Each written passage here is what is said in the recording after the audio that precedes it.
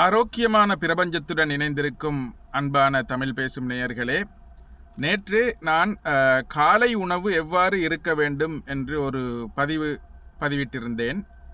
அதிலே சிலர் இன்பாக்ஸிலே வந்து நீரிழிவு நோயுள்ளவர்கள், அதாவது டயபெட்டிஸ் உள்ளவர்களுடைய காலை உணவு எவ்வாறு இருக்க வேண்டும் என்று ஒரு கேள்வி கேட்டிருந்தார்கள். அது ஒரு பொதுவான கேள்வி மட்டுமல்ல, ஒரு பிரதானமான ஒரு கேள்வியும் தான். அதை பற்றி நான் வேறு ஒரு வீடியோ செய்வதற்கு இருக்கின்றேன். என்றாலும் அந்த நேற்றைய தொடர்ச்சியாக நான் அந்த டான் ஃபினோமினன் அல்லது காலையிலே சுகர் அதிகரிப்பதற்கான காரணத்தை நான் இன்னும் கொஞ்சம் தெளிவாக விளங்கப்படுத்த முயற்சிக்கின்றேன். ஏற்கனவே நான் இரவிலே நாங்கள் ஏன் அதிகமாக உண்ணக்கூடாது அல்லது இரவிலே ஏன் நாங்கள் டிலே பண்ணி லேட்டாக உண்ணக்கூடாது என்பதை பற்றி நான் இன்சுலின் மெலட்டோனின் மிஸ்மேட்ச் என்று ஒரு பதிவிட்டிருந்தேன். அதை நான் ஆங்கிலத்தில் தான் செய்திருந்தேன், தமிழில் இன்னும் செய்யவில்லை. அதை நேரம் கிடைக்கும் போது செய்யலாம். முதலில் நாங்கள் எங்களுடைய உயிரியற் கடிகாரம் என்று எங்கள் உடம்பிலே எங்களுடைய உடம்பு ஒரு மெத்தடுக்கு தான் அது செயல்படுகின்றது. அந்த உயிரியற் கடிகாரம் என்பதற்கு நாங்கள் பயாலஜிக்கல் கிளாக் என்று நாங்கள் சொல்வோம். உடம்பிலே ஒவ்வொரு செயற்பாடும் மிகவும் திறனான வினைத்திறனுடன் நடைபெறும் நேரங்கள் இருக்கின்றன. அது நல்ல நேரம் என்று சொல்லலாம். சாப்பிடுவதற்கு நல்ல நேரம் என்ன, அல்லது சாப்பிடக்கூடாத நேரங்கள் என்ன, அல்லது குறைவாக சாப்பிட வேண்டிய நேரங்கள் என்ன, இவ்வாறு அந்த நல்ல நேரங்கள் என்று சொல்லக்கூடியது எங்களோட பயாலஜிக்கல் கிளாக்கை சேர்ந்து நாங்கள் அதை தீர்மானிக்கலாம். இந்த டயபெட்டிக் உள்ளவர்கள், பொதுவாக நான் கூறுவது டைப் 2 டயபெட்டிஸ், அதாவது இன்சுலின் ரெசிஸ்டன்ஸ் மூலமாக அல்லது எங்களுடைய சதையிலே இன்சுலின் சுரப்பியின் அளவு இன்சுலின் சுரக்கும் அளவு குறைவாக இருப்பதால், அதாவது பீட்டா செல் ஃபெயிலியர் என்று சொல்லலாம் அல்லது இன்சஃபிஷியன்சி என்றும் சொல்லலாம். இது டைப் 1 டயபெட்டிஸ் அல்ல. அவர்கள் டோட்டலி இன்சுலின் டிபெண்டனாக இருப்பவர்கள், முற்று முழுதாக இன்சுலினிலேயே அவர்கள் தங்கி இருப்பவர்கள் பற்றியதல்ல. டைப் 2 டயபெட்டிஸ் அல்லது ப்ரீ டயபெட்டிஸ், டயபெட்டிக் வருவதற்கு சாத்தியக்கூறுகள் அதிகமாக உள்ளவர்கள், அல்லது மெட்டபாலிக் சிண்ட்ரோம், அல்லது அவருடைய உடல் எடை அதிகமாகி ஃபேட்டி லிவர் மற்றும் ஓரளவுக்கு பிளட் ப்ரெஷரும் வரப்போகிற மாதிரி இருக்கின்றது. இவ்வாறானவர்கள் காலை உணவை எவ்வாறு எடுக்க வேண்டும் என்பதற்கு தான் இந்த டான் ஃபினோமினன் முக்கியமாக இருக்கின்றது. எங்களுடைய உடம்பு ப்ரோக்ராம் பண்ணப்பட்டிருப்பது இரவிலே ஓய்வெடுப்பதற்கு தான். இரவிலே அதிகமாக விழித்திருந்து வேலை செய்வதற்கோ அல்லது டிவி வீடியோக்கள் பார்ப்பதற்கோ எங்களது உடம்பு ப்ரோக்ராம் செய்யப்படவில்லை. நேச்சர், அதாவது இயற்கையாகவே நேச்சுரலாகவே இரவு என்பது ஓய்வுக்குரிய ஒரு நேரமாக இருக்கின்றது.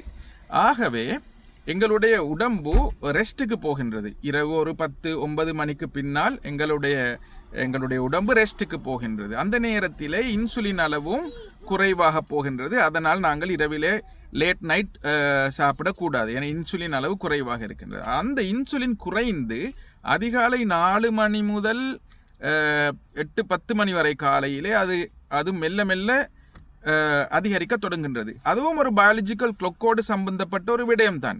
உதாரணமாக காலையிலே எங்களுடைய இயற்கையாகவே எதிர்பார்க்கப்படுவது நீங்கள் சுறுசுறுப்பாக இருக்க வேண்டும். காலையிலே நீங்கள் சுறுசுறுப்பாக இருக்க வேண்டும், ஆக்டிவாக இருக்க வேண்டும் என்பதற்காக உடம்பிலே இருக்கின்ற கோர்டிசோல் போன்ற ஹோமோன்கள் மற்றும் குரோத் குளூக்ககோன் போன்ற ஹோமோன்கள் வினைத்திறனாக செயற்படும் நேரம் தான் அந்த காலை நேரம். அந்த காலை நேரத்தில் இன்சுலினின் தாக்கம் குறைவாக இருக்கும், அளவும் குறைவாக இருக்கும், அதோடைய சென்சிட்டிவிட்டியும் குறைவாக இருக்கும்.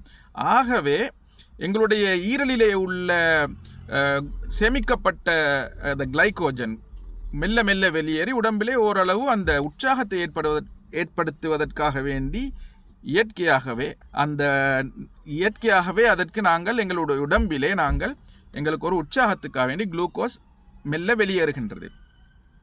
டயபெட்டிக் உள்ளவர்களுக்கு ஒரு பிரச்சனை இருக்கின்றது. அவர்களுடைய அதை இன்சுலின் ரெசிஸ்டன்ஸ் இருப்பதனால், diabetes, metabolic syndrome, fatty liver, இவ்வாறு அந்த குரூப் ஆஃப் டிசார்டர்ஸ் அது இருப்பவர்களுக்கு அந்த தாக்கம் அதிகமாகவே இருக்கும். எனவே காலையிலே அவர்கள் ஒரு லார்ஜ் மீல் எடுப்பது சிறந்ததல்ல. அதிலும் அதிகமான கார்போஹைட்ரேட்டுகள் நிறைந்த உணவுகளை எடுப்பது உசிதமானது அல்ல.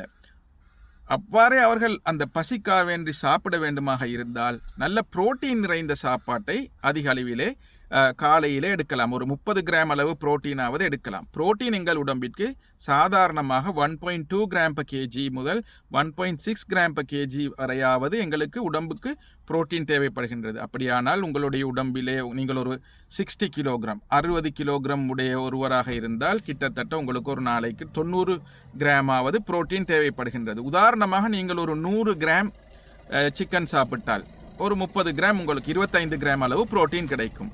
ஃபிஷ் மீன் 100 கிராம் சாப்பிட்டால் ஒரு 25 கிராம் புரோட்டீன் கிடைக்கும். 20-25 கிராமுக்குள் கிடைக்கும். ஆகவே 100 கிராம் ஒரு புரோட்டீன் சோர்ஸ் ஒன்று உங்களுக்கு இருக்க வேண்டும். முட்டையை எடுத்தால் ஒரு முட்டையிலே 6 கிராம் புரோட்டீன் இருக்கின்றது. 2 முட்டை எடுத்தால் உங்களுக்கு 12 கிராம் புரோட்டீன் கிடைக்கும். காலையிலே பொதுவாக 20 முதல் 30 கிராம் அளவு புரோட்டீன் உள்ள சாப்பாடை நீங்கள் தயாரித்து கொள்ள வேண்டும். இது சம்பந்தமாக நான் சில ரெசிபிகளை என்னுடைய கமெண்ட்டுகளிலே நான் உங்களுக்கு காலையிலே என்ன உணவுகள் சிறப்பாக இருக்கும் என்பதை பற்றி நான் ரெசிபிகளை நான் உங்களுக்கு ஒரு ஃபோட்டோ மூலமாக நான் உங்களுக்கு இமேஜ் நான் கிரியேட் பண்ணி உங்களுக்கு நான் அதை அப்லோட் பண்ணுகின்றேன். அதை நாங்கள் இந்த பேச்சிலே பேச போனால் அது அதிக அளவு போய்விடும். ஆகவே அந்த காலையிலே நாங்கள் குறைவாகத்தான் சாப்பிட வேண்டும், அதிகமாக சாப்பிடக்கூடாது. என்றாலும் சிலர் இந்த நியூட்ரிஷன் என்பது இப்படித்தான் இருக்க வேண்டும், இப்படித்தான் சாப்பிட வேண்டும், ஒரு சார்ட்டுக்குத்தான் சாப்பிட வேண்டும் என்று நினைக்கின்றார்கள். அவ்வாறல்ல. டயபெட்டிக் மீல் சார்ட் என்றோ டயட் சார்ட் என்றோ இல்லை.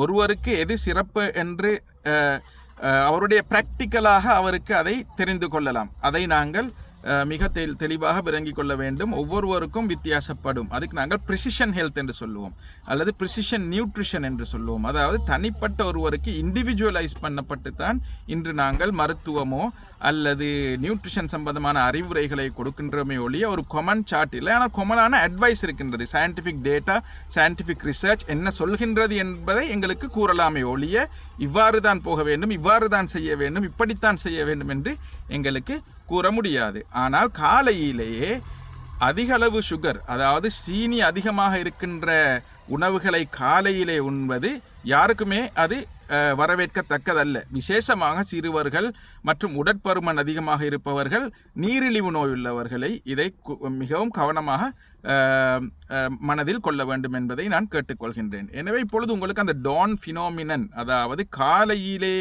நீங்கள் ஏன் குறைவாக கார்போஹைட்ரேட்டுகளை எடுக்க வேண்டும், அதாவது மிகவும் இலகுவாக செமிக்கக்கூடிய கார்போஹைட்ரேட்டுகளை மிகவும் குறைவாகத்தான் காலையில் எடுக்க வேண்டும் என்பது ஏன் என்பதை நீங்கள் விளங்கி கொண்டிருப்பீர்கள். இன்னொரு கேள்விதான் மற்றவர்கள் கேட்கக்கூடிய ஒரு கேள்வி, இந்த டைம் ரெஸ்ட்ரிக்டட் ஈட்டிங். அதாவது காலையில் எனக்கு பிரேக்ஃபாஸ்ட்டை ஸ்கிப் பண்ணலாமா, அல்லது நான் அதை தவிர்த்து பகல் நேரம் வரும் பொழுது நான் ரெண்டையும் சேர்த்து சாப்பிடலாமா என்றும் ஒரு கேள்வி கேட்கின்றார்கள்.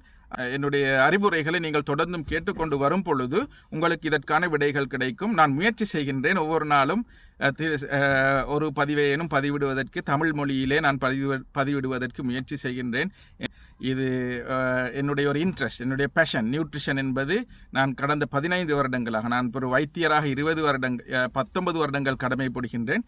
அதில் கிட்டத்தட்ட ஒரு 15 வருடங்களாக நியூட்ரிஷனிலே எனக்கு ஒரு மிகவும் ஆர்வம் ஏற்பட்டதனால்தான் நான் இந்த சம்பந்தமான பல விஷயங்களை கற்றுக்கொண்டிருக்கின்றேன். ஒரு முதுமானி பட்டமும் எனக்கு இருக்கின்றது. MD in clinical nutrition, MSc in human nutrition போன்ற பல விடயங்கள் நியூட்ரிஷன் சம்பந்தமாக ஒரு கம்ப்ளீட்டான ஒரு பேக்ரவுண்ட் எனக்கு இருக்கின்றது.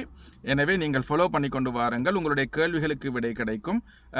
நான் முயற்சி செய்கின்றேன் ஒவ்வொரு நாளும் ஒரு சிறிய வீடியோவையாவது உங்களுக்கு நான் பகிர்ந்து கொள்வதற்கு முயற்சி செய்கின்றேன். நன்றி.